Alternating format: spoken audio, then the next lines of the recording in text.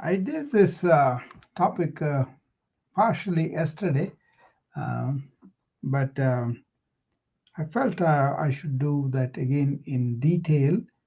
So uh, I was very busy all day too, so I didn't really stop by and think of what I should present today. But since we did partial yesterday, I thought I will go ahead and continue this. There was a newsletter I wrote yesterday morning on this topic, and I have it on the clubhouse going to be posted there, and other people can refer to LinkedIn. And in the LinkedIn, is on the same title, "The Wave, the Ocean, and You" is there. Okay, so you can go and check it out if you are interested. But basically, this is a good topic in a sense. So kind of our everyday life, we kind of take birth and then we kind of uh, end our life, and meanwhile, what it is through the life that we kind of experience that, right? So that's where I'm coming from. Hopefully, people will understand what we're talking about. So, this is about a story of a wave in the sea, in the middle of the sea, where it is kind of playing around and looking at the other waves that are big and small. And the big one, it feels like, oh, okay, the big one is too big for me, and kind of jealous of it. But then if you look at the small ones, it kind of looks at them like I'm the superior than you, kind of thing, right? Comparing itself to other things and enjoying the life at the same time, and moving along, and suddenly it sees the shore and asks the next guy, what is that? Oh yeah, that is the shore where we go and crash and end our life. Then this wave gets all excited, all nervous and all that. But then the other one says, don't be worried about that, because you will be what you are, even if you crash in the form that you are right now. That means you are going to be the water from which you are made, and you will remain water. So, what you gained in the middle, like your body shape and name and all that, is temporary, but you will be lasting as water all the time. Okay, that's the essence of this story. It's like a philosophical. If you take it, you are the life force, or you are the consciousness, or you are the self, and then you pop up out of that consciousness as body and mind complex, where you gain your name and your fame, your things, and all that. But all those things are temporary and they cease. But what you are permanent as a soul or as a life energy, you will continue. So, knowing that, you always kind of be the witness of the drama that's going on around. So, in a sense, you are the screen on which the movie is happening, but all the movie events do not affect the screen. But without the screen, the movie will not happen, right? So, our life, or with the mind, with the thoughts, and all that is our happening, and the manifestation happens because we have the screen of the self, or the substrate underneath is our conscious being, and on that all this movie thing happen, and then the movie goes away, the screen remains the same. So that kind of understanding of life, and how we are got caught up in that myth like life, but at the same time you can enjoy yourself. Janetta, Hooper, and Julie. Hi, Julie, how are you? This kind of understanding really gives us like a place of permanence, and also try to take the things lightly, and able to go through the life with a kind of detachment, right? So when you understand this perspective, things move on merrily along, and you are not really, um, you know, enamored too much when things could happen, or depressed too much when things go the other way. They kind of you maintain the equanimous nature when the life shows the best or when the life shows the worst movements of the life. They become both like a something that could be watchable. So you are the watcher, you are the witness that are witnessing the events as they come and happen and go. So that kind of detachment is very healthy for us, I think. Uh, there was a story of a boatman. He lived long ago, and he had these uh, boats that he was making trade on, and he had been a big ship maker and big transporter of goods and all that. So this business is flourishing, and his son grew up to become a young man, and he set out sailing one day on his own, and he was taking some load of trade and went there. And hi, Santosh, how are you? He goes to the sea, and then at the time the news was very difficult to come by, right? And then he gets the news after a few months that this particular ship drowned and his son died. And this man says, thank God, and then he keeps quiet.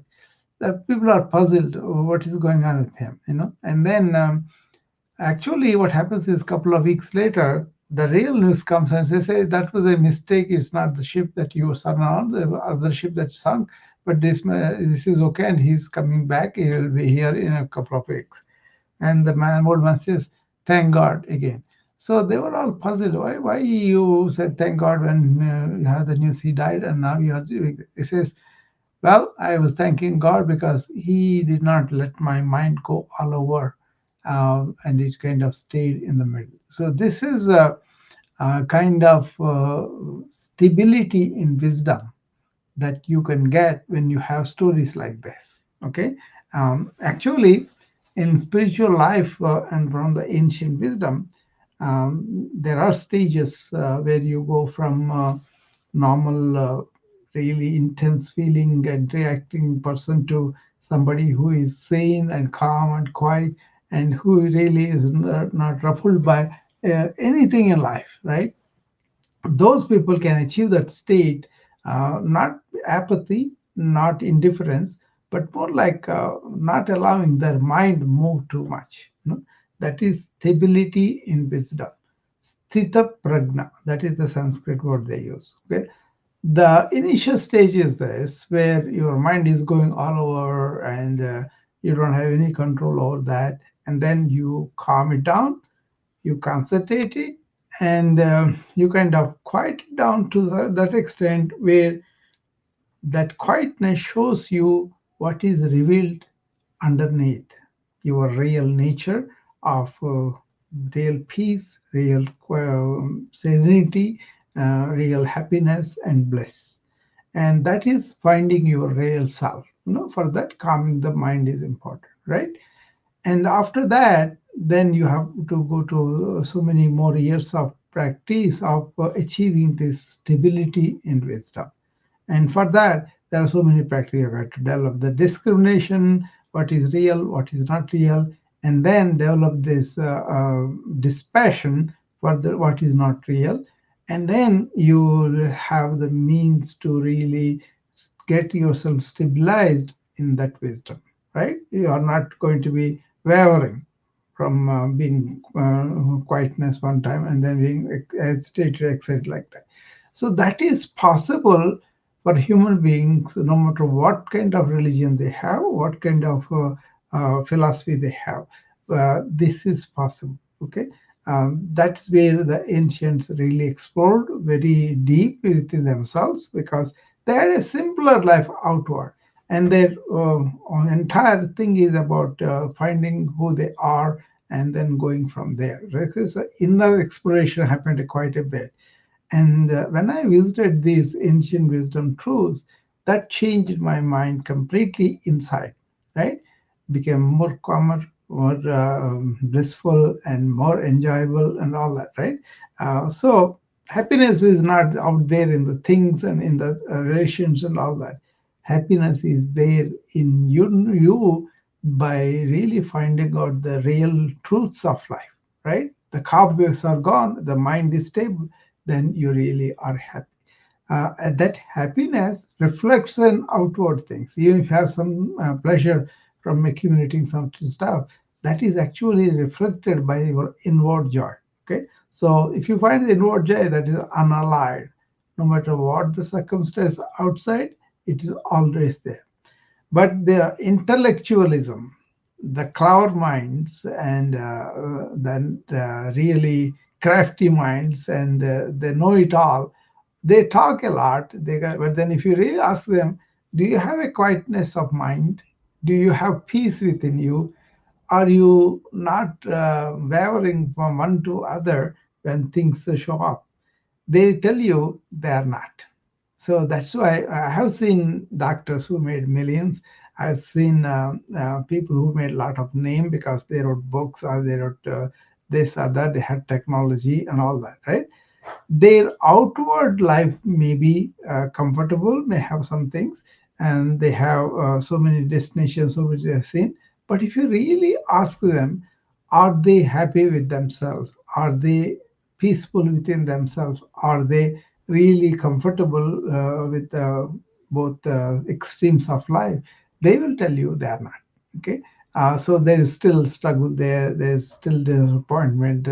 But the thing is, most of the people lost in this kind of thing through their life, and by the time they realize that, they don't have any more energy to do this inner investigation, and they succumb to it. On the other hand, the people who have invested time and energy to sit down every day, calm themselves down, and study their inner self, and then find out those calming areas, they have the healing response also for things, and they are really the highest happiness, and no matter what outward circumstances, it doesn't go. That is the stabilized wisdom. So first you get the wisdom, then you stabilize yourself. The stabilization is the hard part because we are swayed away by the life's events, by the things that happen. So withstand that and be stable. Hi Santosh, how are you? Doctor, I'm good, Doctor. Thank you. I love the conversation, whatever you're doing now. And Yeah. you know what? When you said about that, I have a few examples to tell you about the doctors. I know a few very high-end doctors back in my home country. Like one of the doctors, his wife was teaching together with me when I was, in the university back in Nepal. And the doctor is very, very renowned doctor in heart specialist, and he was in overseas, even offered the big, big dollars from the top-notch hospital in the world, but he's just serving back in Nepal and doing amazing job.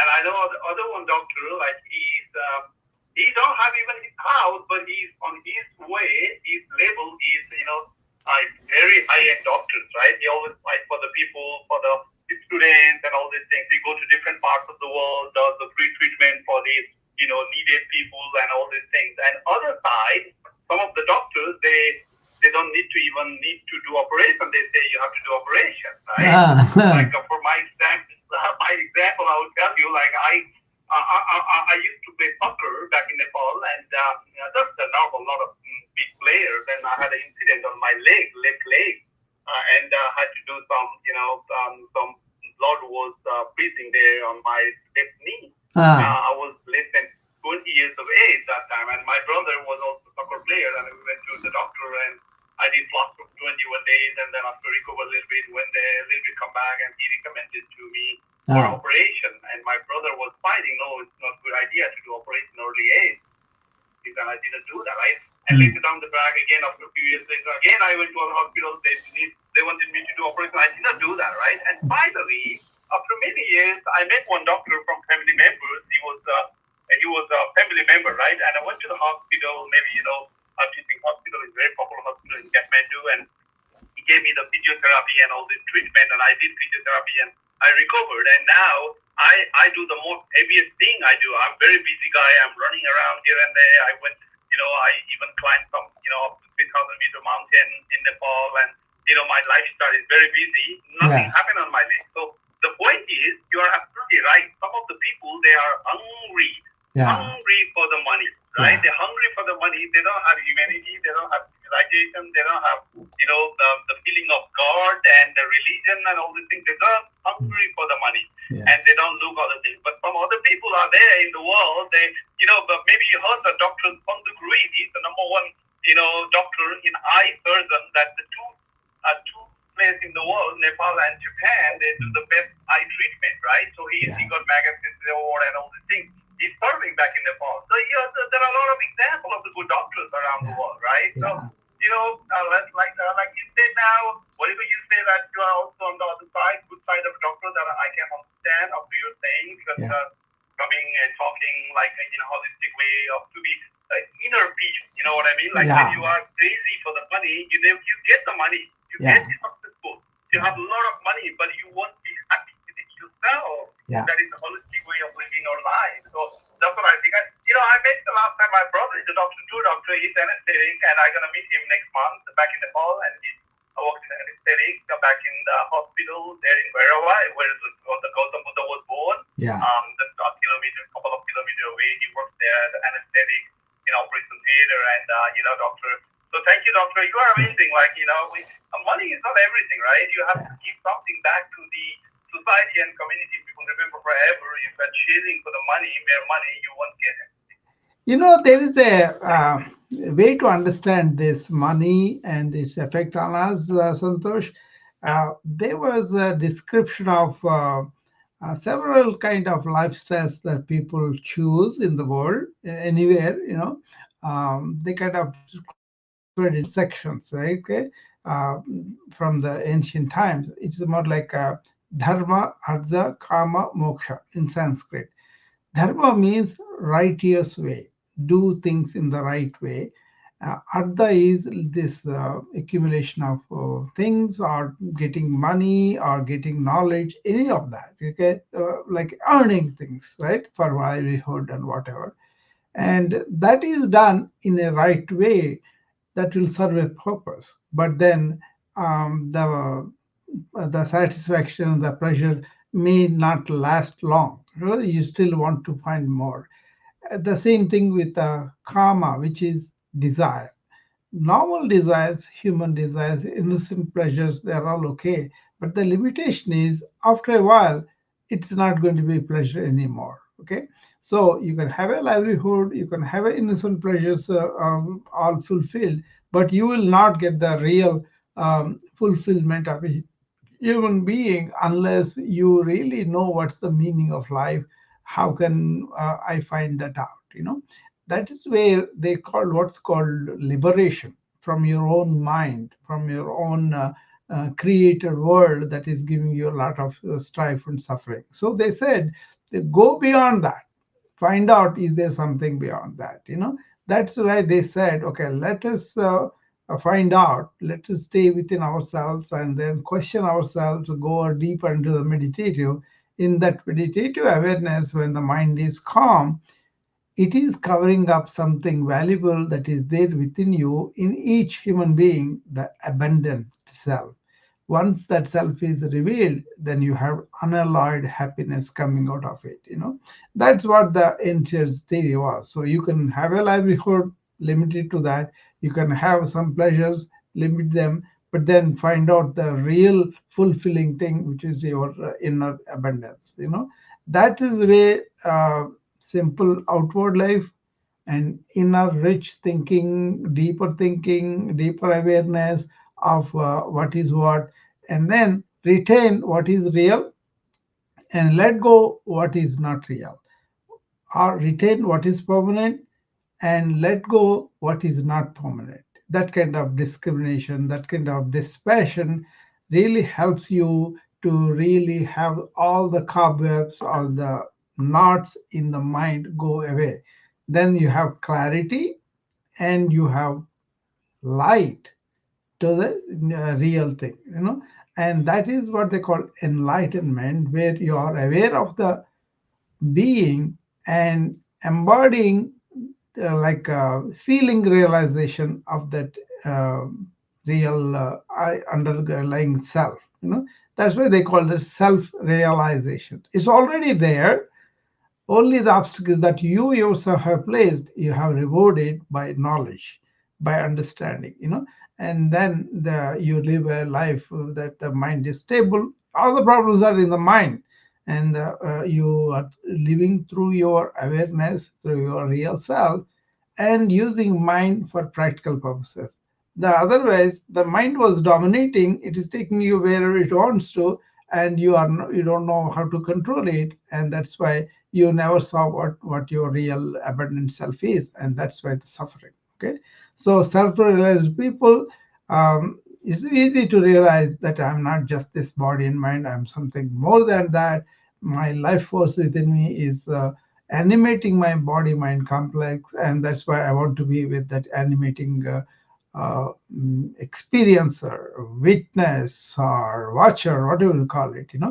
But then to be stably into that, to be remaining in that is the struggle, because mind always seeks to find something out. Some intellect will come, all those arguments will come, and they will be pulled towards so many things instead of being stable and established in that wisdom, right? That's why Sthita Prajna is where stabilized wisdom, that wisdom that you gain by understanding your real nature, and understanding what is really not you, which is your personality, ego, desires. All these are built by our culture, our education, our society. That's really not we. They have been part of my life. It goes away because they change all the time, right?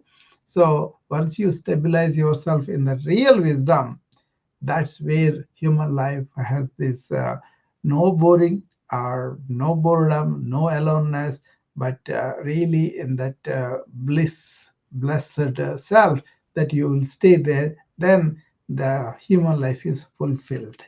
Okay, so that's what this wave and the ocean also convey that to you, where you kind of belong to the ocean, which is compared to the infinite intelligence, and out of that intelligence we pop up, our body mind pops up, and our body mind is the shape, or is the what you call nama rupa, that means name and form.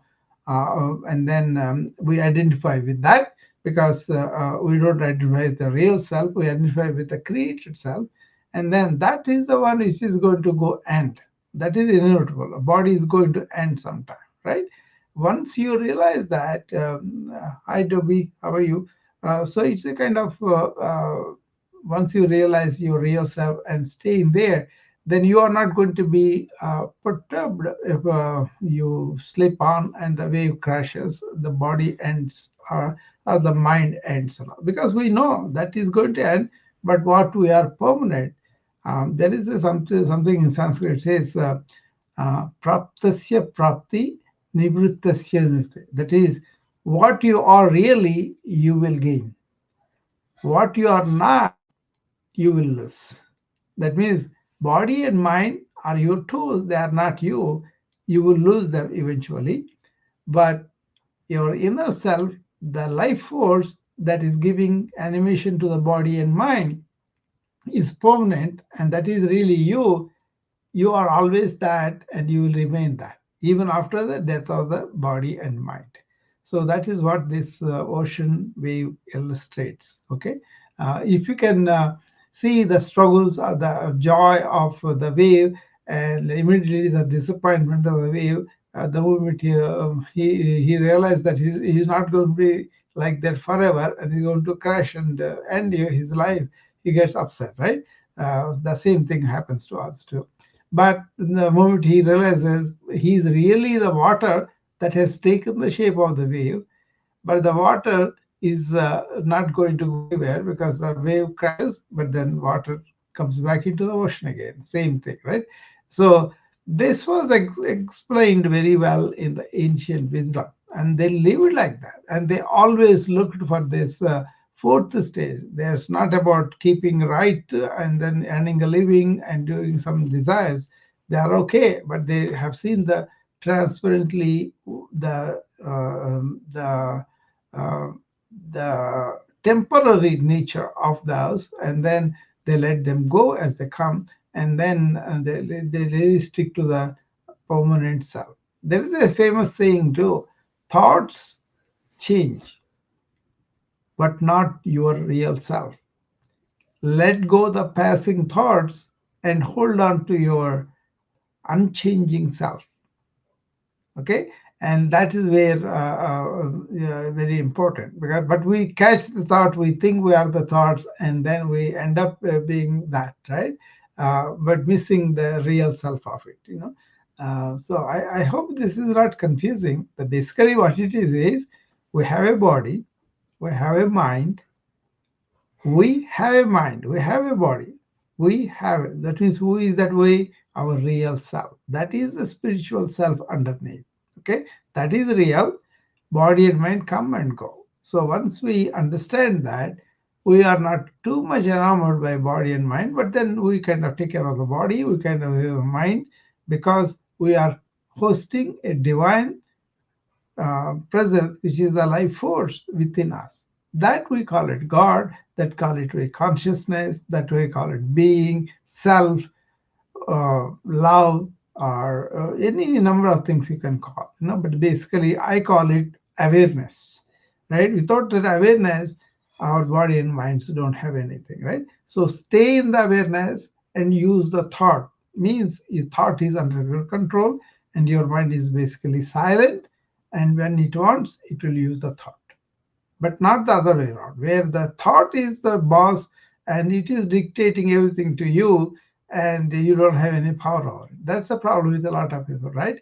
So something happens immediately, they invoke the thought, and then they get caught up in the thought network. That one thought creates so many thoughts, right? So practically, what I tell them is get up in the morning, don't get on the bandwagon of the thought. Don't let the thought come and then take you away from your present, your life, and all that. Give it some time. Don't pay attention to the devices or any of the data, any of the news, and all that, but just be in touch with the nature around you, with the life around you. Look at the trees, look at the weather, look at the but then don't comment, don't judge, don't make any statement, but just be in touch with seeing the snow. Just be in touch with that. Okay, if you can be in that awareness for some time, then you settle down in your presence. This is important because between the day and the night, and the night and day, that gap is very important, right? When you get up in the morning, for a few minutes, just be in touch with your presence.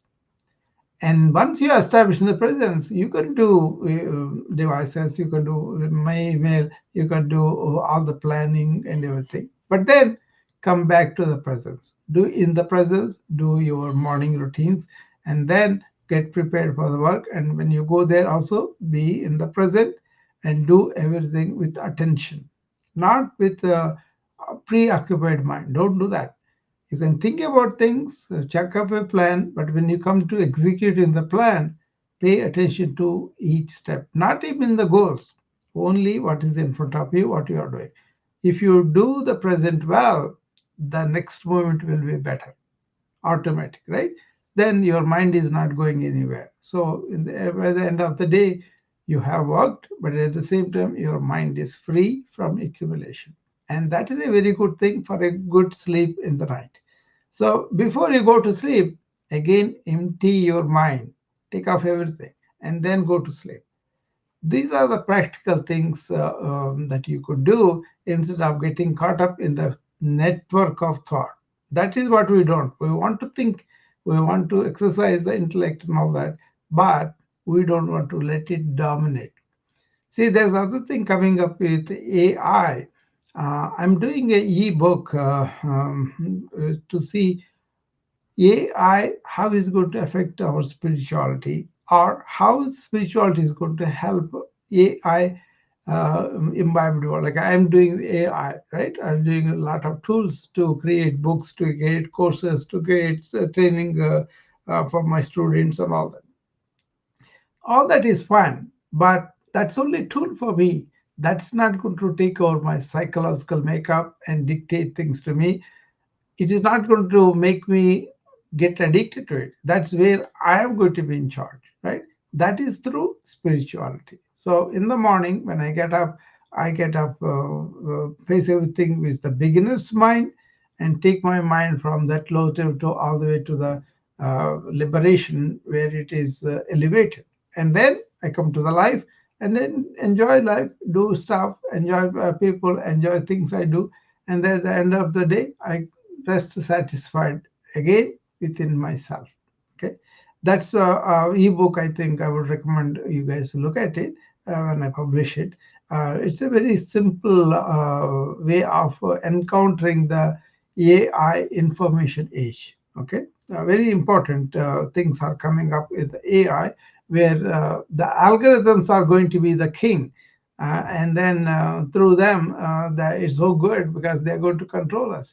But if we don't have our own self not finding it, it's going to be that's one of the conflicts that's going to be. I was reading a book by Rajiv Malhotra on artificial intelligence, um, the power of the nature of power, or something like that, how the game of politics and everything will change, something like that, but he was arguing several uh, things that are going to be a real problem. One of them is the how you going to realize your own self in what I'm talking about, and how you going to maintain that.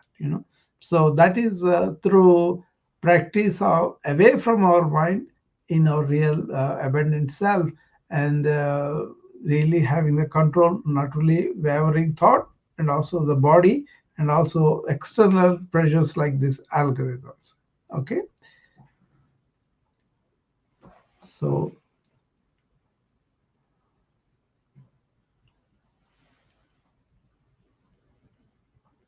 So there is a real practical use of spirituality, not the um, doctrining religions. I'm talking about human spirit, human spirit of inner divinity that is kind, compassionate, and equanimous, and basically loving, giving, and serving, right? That kind of spirit is to be protected, is to be guarded. You can follow any path you have. It doesn't matter which path it is. As all those paths lead to the same goal anyway. So we don't have to say this is superior or that is superior. I may talk about certain things, and then another person talk about his own religion thing and all. I don't really uh, claim I'm a particular religion anyway. I know stuff from each religion, but I am not owned by any religion in that sense. They are only there for our understanding. We can understand and not be identified, not be bonded, not be chained down like that. Okay, so I don't have that. It's a natural development. It's not deliberately something I did, but it's basically I don't see the point of it. I can learn from you, but why do you have to? Uh, chained by you in your house. I don't have to be right like that. You also like that with me too. You can listen, you can understand, you can have provocate mind, you can go and think, but you don't have to be chained to me as my student or anything like that. Okay, so it's like a sharing, and then we share the knowledge, and then we go from there, right? So that is an important thing to know. As the AI um, generates more and more momentum, AGI comes, and a lot of things are going to happen. And if you are just depending on external stuff, it is going to control you. But external stuff are only a part of life. You can enjoy them, but at the same time remain psychologically free. What the AGI is planning to do is, what are your tastes, what are your inclinations, what do you want to buy, and then push it on you or influence you.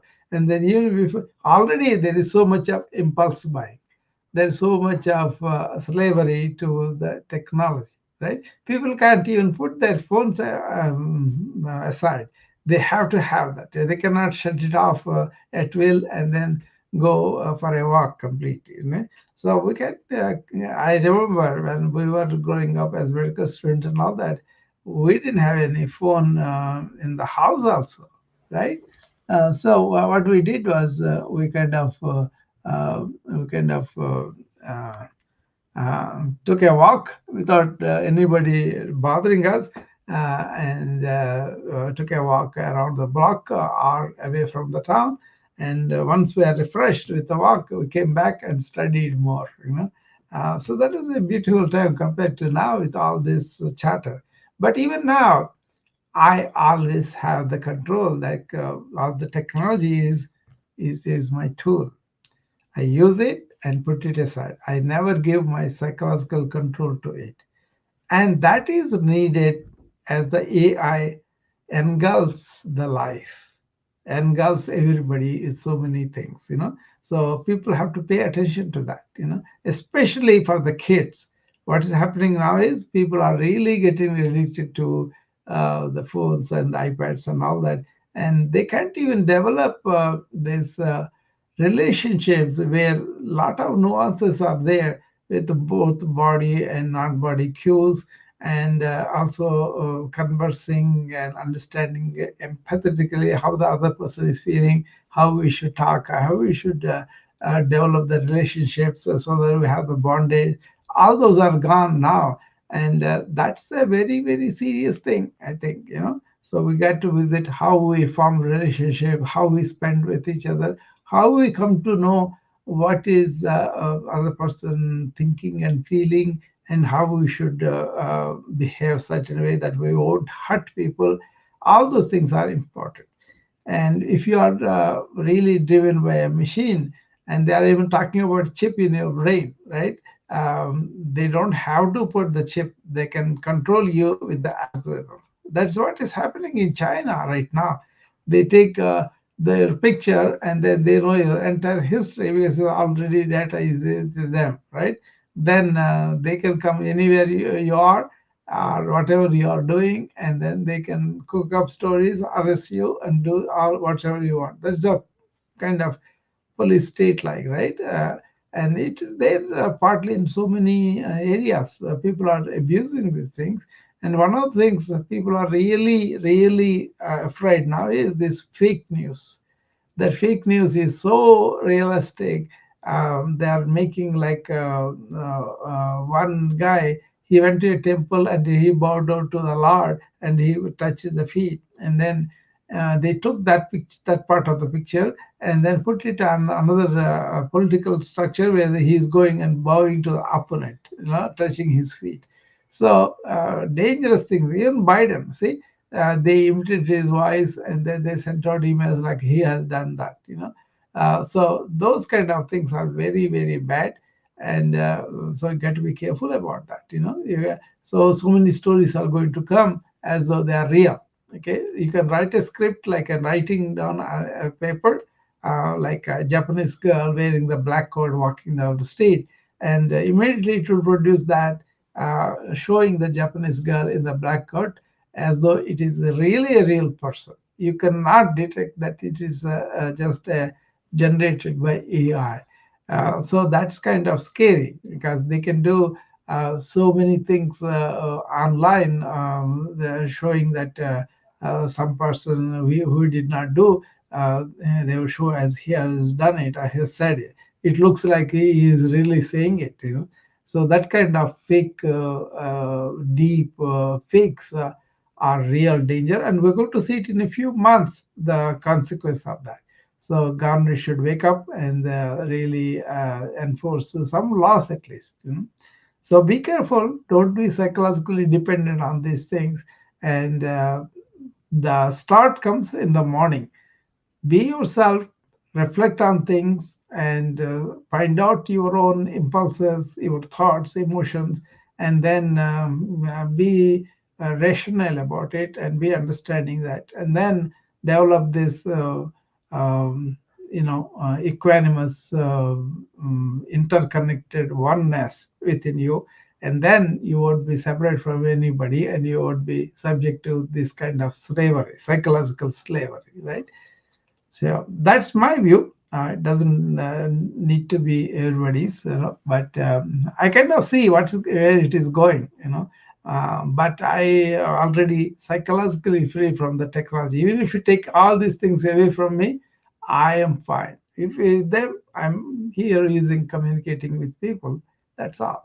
But then if you take all this away, you just took the technology. You did not take my abundance within me.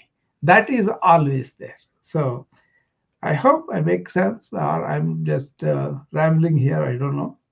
So we will talk again tomorrow. And thank you very much for listening to me. Bye bye.